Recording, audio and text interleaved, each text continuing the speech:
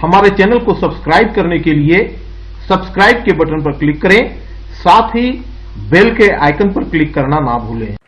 तो बच्चों, आज का हमारा लेसन है द थीव्स स्टोरी। इसे लिखा है रस्किन बॉन्ड ने। रस्किन बॉन्ड अंग्रेजी भाषा के विश्व प्रसिद्ध भारतीय कवि हैं। इन्हें ढेर सारे सम्मान भी मिल चुके हैं। इनमें पद्म भूषण और पद्मश्री प्रमुख हैं। इनकी रचनाओं पर अनेक टीवी सीरियल्स और फिल्में भी बन चुकी है। इन्हीं की लिखी हुई ये कहानी है द थीव्स स्टोरी, जिसका हिंदी होता है एक चोर की कहानी। इस कहानी में रस्किन बॉन्ड ने मानवीय संवेदनाओं को अद्भुत तरीके से वर्णित किया है। तो चलिए अब इस कहानी को समझ लेते हैं, लेकिन इसके पहले आप हमारे चैनल को जरूर सब्सक्राइब कर लें, इसके वीडियोज को शेयर और लाइक भी करें। मैं हूं डॉक्टर इनके सिन्हा और आपका हमारे चैनल इजी इंग्लिश ट्यूटोरियल में स्वागत है।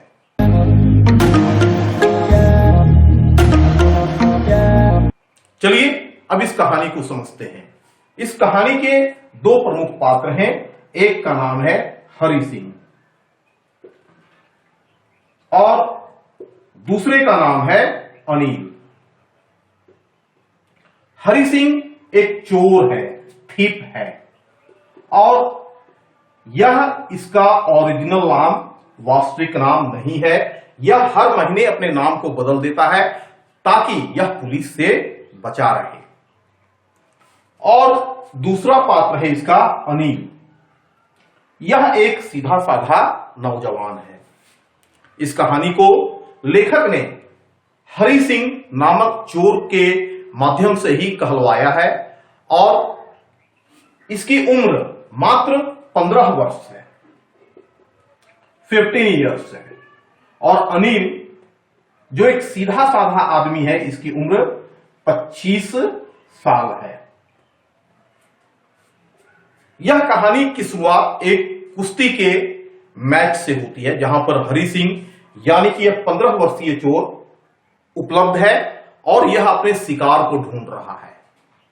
इसने अपने आप को इस कम उम्र में स्वयं बहुत अनुभवी और सफल चोर से खुद अपने आप को विभूषित किया है।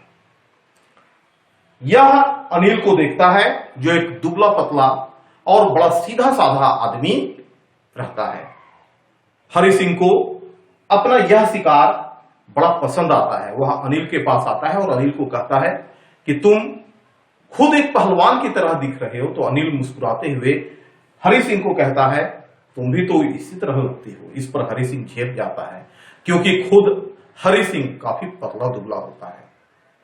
फिर मैच समाप्त होता है और अनिल वहां से जाने लगता है। अनिल के पीछे पीछे हरि सिंह भी उसे फॉलो करता है। यह देखकर अनिल रुक जाता है तो हरि सिंह उससे कहता है मैं आपकी कुछ सहायता करना चाहता हूं। तो अनिल पूछता है तुम क्या कर सकते हो, क्या तुम भोजन बना सकते हो? तो हरि सिंह को भोजन बनाना आता नहीं है, फिर भी वो कहता है मैं बना सकता हूं। आप इसके लिए मुझे क्या दे सकते हैं? अनिल कहता है कुछ भी नहीं, मैं तुम्हें केवल भोजन दे सकता हूं। इस पर हरि सिंह मान जाता है क्योंकि उसे अनिल को लूटना या ठगना है।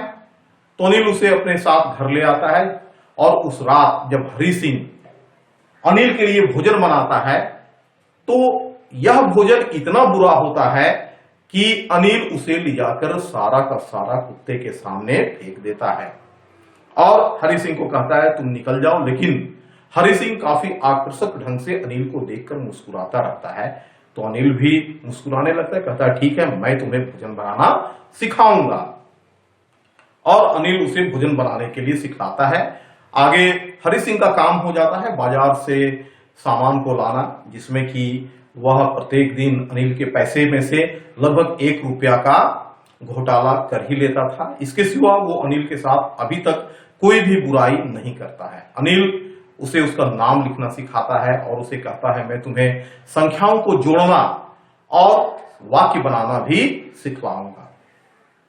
कुछ दिनों में हरि सिंह जान जाता है अनिल के रोजगार और कमाई का कोई अस्थायी साधन नहीं है। अनिल मैगजीन्स यानी कि पत्रिका में लेख लिखता है और उससे जो पैसा चेक के माध्यम से आने वाला होता है उसका वह बेचैनी से इंतजार करता है।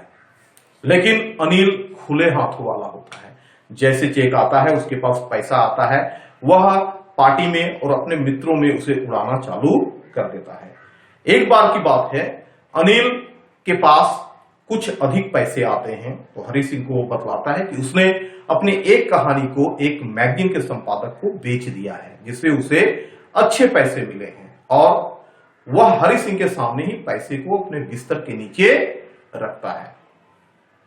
अब हरि सिंह को लगता है यही वह मौका है जिसका वह इंतजार कर रहा था।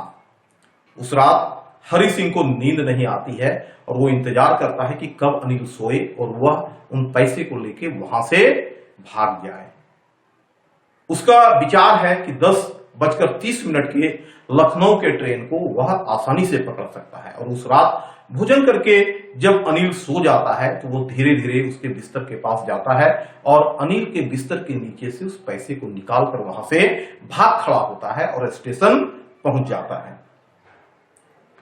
उस समय गाड़ी खुलने ही वाली थी, लेकिन अचानक कुछ अंतर्द्वंद में फंसकर वह ट्रेन को नहीं पकड़ पाता है और वहां खड़ा रह जाता है। और फिर वो स्टेशन से बाहर आता है।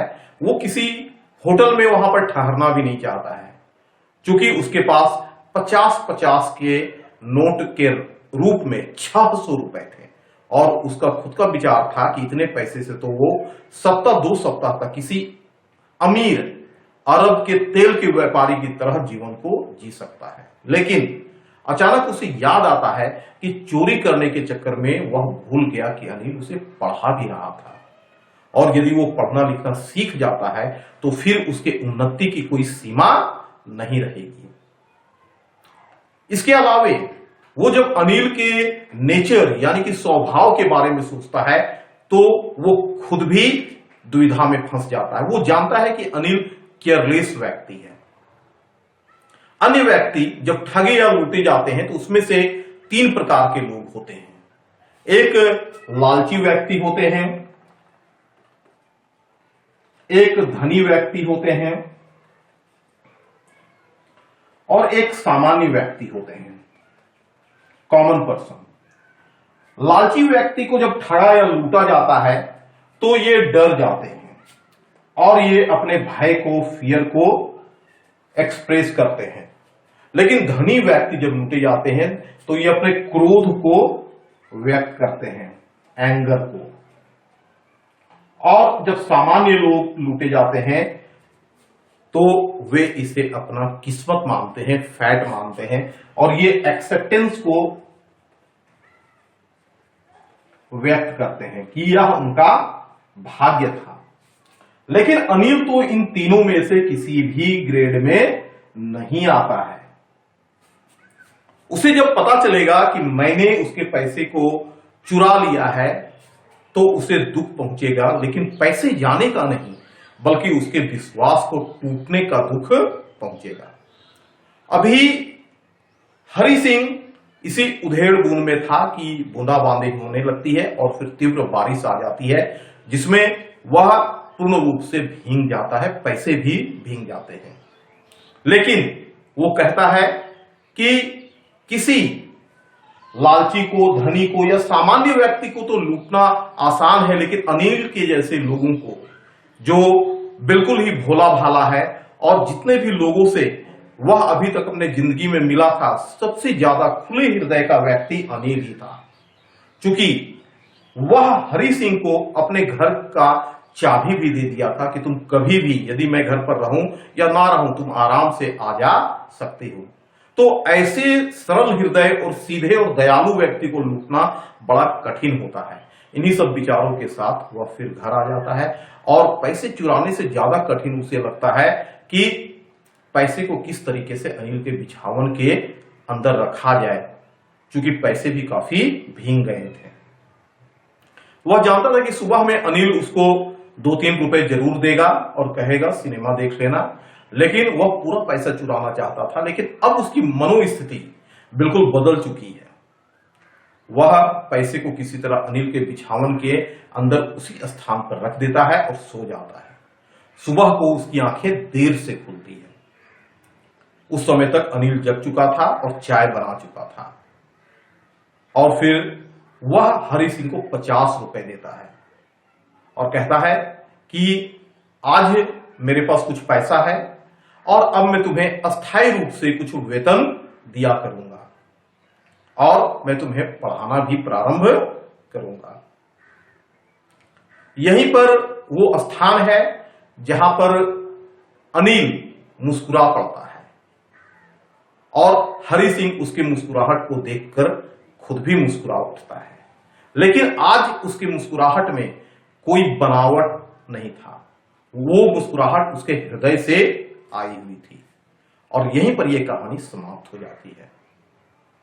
तो बच्चों, सुनने में या पढ़ने में यह कहानी तो सरल लगती है, लेकिन इसमें मानवीय भाव भंगिमाओं का बड़ा अद्भुत चित्रण किया गया है कि किस तरीके से मनुष्य की विचारधाराएं बदलती रहती है। यहां पर व्यक्ति के एक अलग स्वभाव को भी दर्शाया गया है जो अनिल की तरह होते हैं, जो अपराधियों के साथ सख्ती से पेश नहीं आते हैं, बल्कि वे अपने अच्छे चरित्र और दयापूर्ण व्यवहार के कारण अपराधियों को भी बदल देते हैं और उन्हें एक अच्छा मनुष्य बना देते हैं। यही वह संदेश है जो इस पाठ के माध्यम से हमारे महान लेखक रस्किन बॉन्ड हमें देना चाहते हैं।